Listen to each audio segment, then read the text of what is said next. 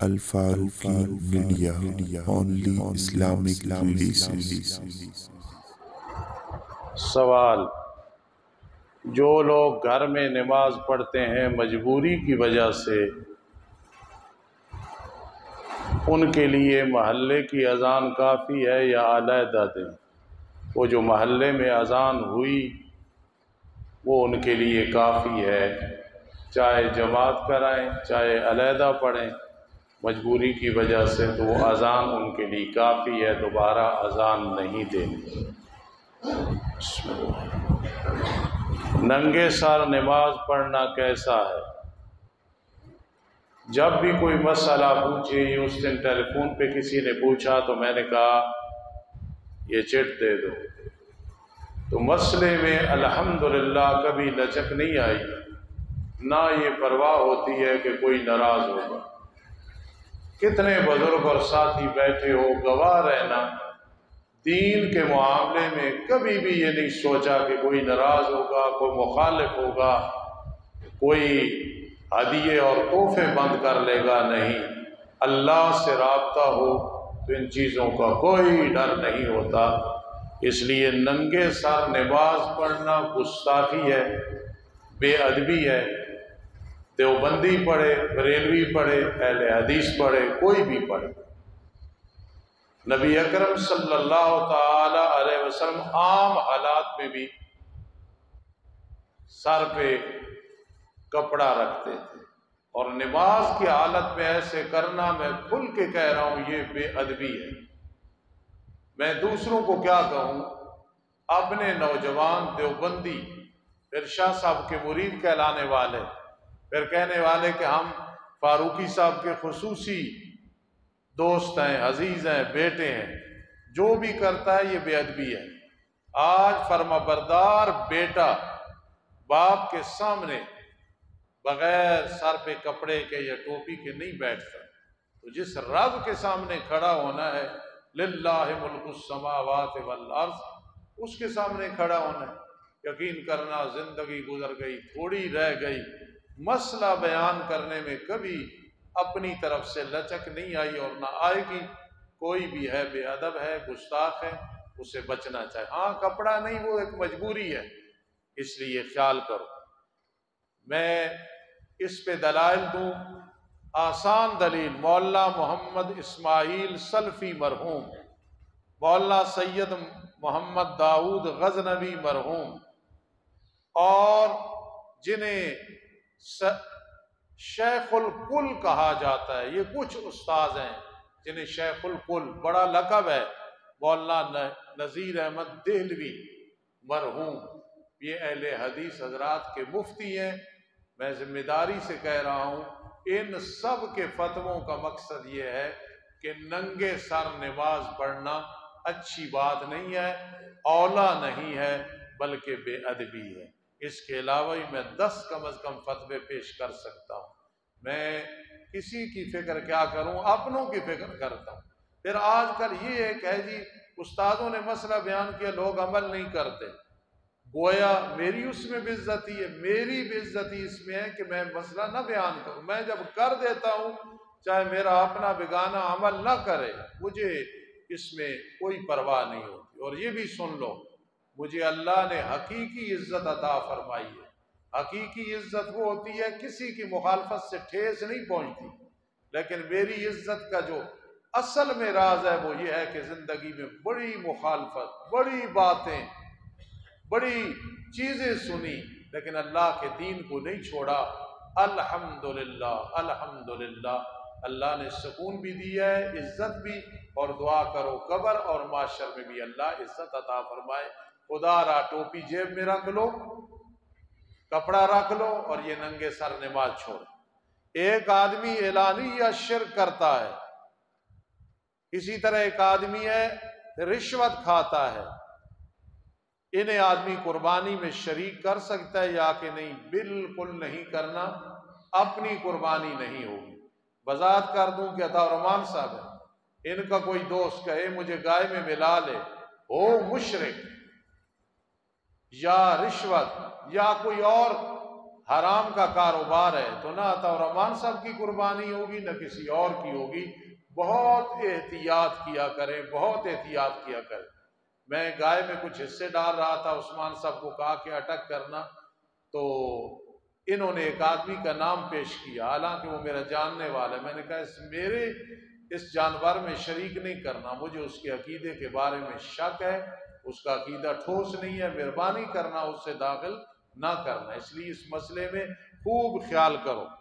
ہمارا ایک دوست ہے، جب بھی قربانی میں حصہ ڈالتا ہے کہتا ہے گوشت تو سیر ہو کے اب کھائیں گے، اس کو ملانا صحیح ہے یا کہ نہیں، اس کی اصلاح بھی کرو۔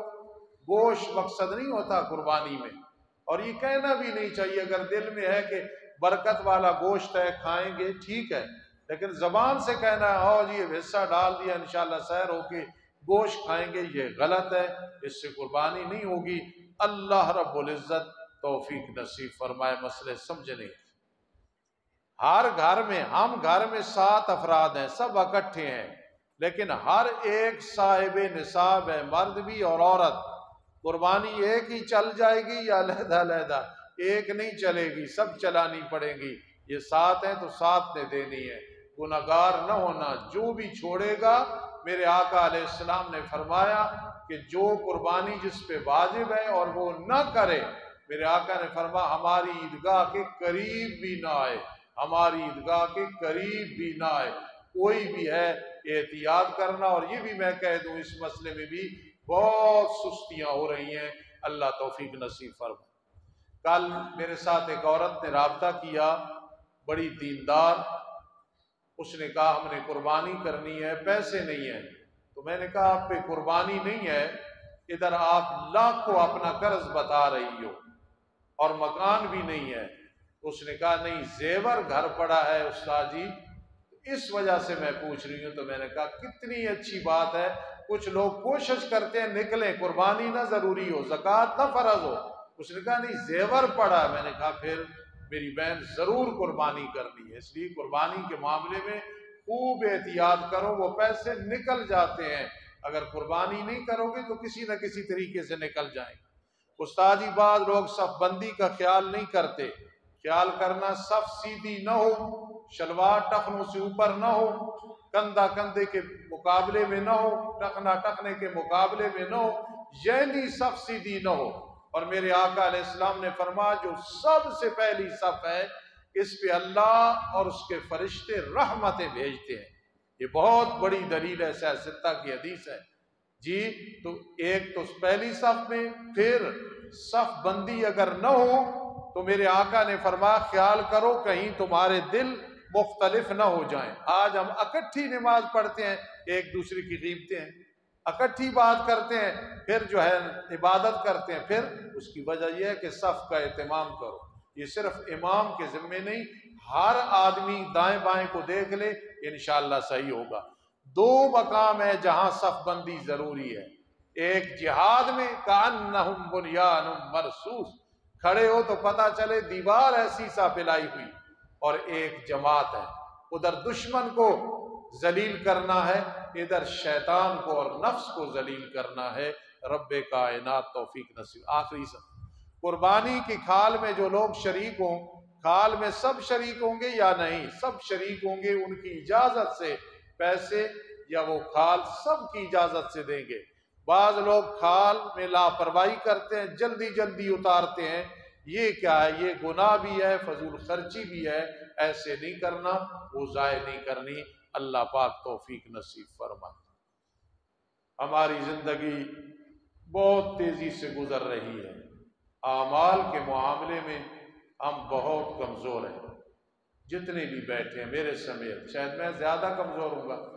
خدا را آخرت کی فکر کرو، نماز کی پابندی، حقوق العباد کی پابندی، اور نوجوانوں اللہ کے پیغمبر علیہ السلام کو بہت پسند ہے داڑھی رکھنا، سنت کے مطابق زندگی گزارنا۔ ایک آدمی کا انٹرویو ہوا، مجھے بہت پسند آیا، اس سے پوچھا گیا آپ کو تھکاوٹ نہیں ہوتی؟ اتنے کام کر رہے ہوتے ہیں دینی دنیاوی، تھکاوٹ نہیں ہوتی؟ اس نے بڑا پیارا جواب دیا، اور وہ میں آپ کو بتانے لگوں۔ کیا جواب دیا؟ اس نے کہا میں سنت کی اتباع کرتا ہوں۔ سنت کی اتباع کرنے والا آدمی رب کائنات اسے تھکاوٹ سے بھی محفوظ رکھتے ہیں۔ حاجی عبد الوہاب سب کہو رحمت اللہ تعالی علیہ، بڑھاپے میں بول نہیں بھی سکتے تھے تو پھر بھی کتنا دین کا کام کیا۔ اللہ کی کروڑ رحمتیں ہوں ان کی قبر پہ، سب کہو آگے۔ اس کی سب سے بڑی وجہ یہ تھی اتباع سنت۔ جو سنت کی اتباع نہیں کرتا اس پہ سستی اور اس پہ غفلت غالب رہتی ہے۔ میرے آقا نے پناہ مانگی، یا اللہ دل سخت ہو پناہ، سمجھایا امت کو، یا اللہ غفلت آ جائے، سستی آ جائے، اس سے پناہ۔ یہ جو سنت کے خلاف جتنے کام کرتے ہیں، چاہے داڑھی کے حوالے سے، ننگے سر کے حوالے سے، اور کسی سنت کے تارک ہیں، یاد رکھنا سستی ان کی جان نہیں چھوڑتی۔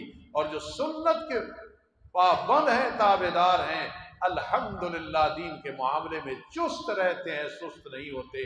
اللہ مجھے اور آپ کو یہ چیز ہمارے ذہن میں ڈال دے، دن تھوڑے ہیں، کام بہت زیادہ ہے، قبر میں جانا ہے، حشر میں جانا ہے، دوبارہ دنیا میں آنا نہیں۔